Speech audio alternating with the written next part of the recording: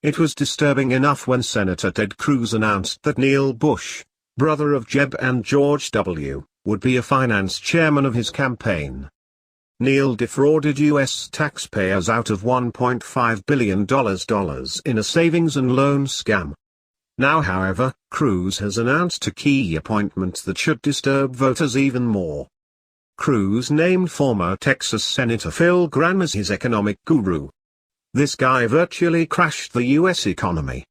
Gramm is largely responsible for two bills which led to the speculative bubble which popped in September 2008.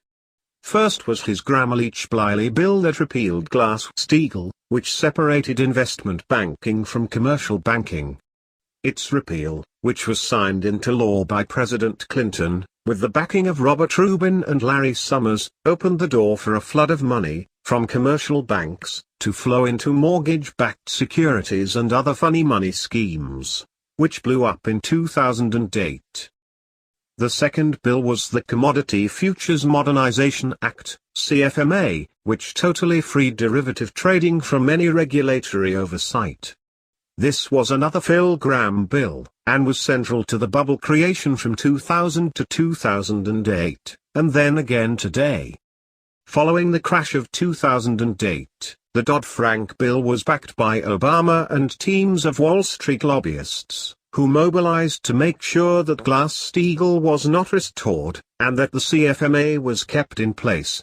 As a result, when combined with bailouts and quantitative easing, a new bubble has grown, allowing Wall Street speculators to continue the Ponzi scheme, while depriving the real economy of credit.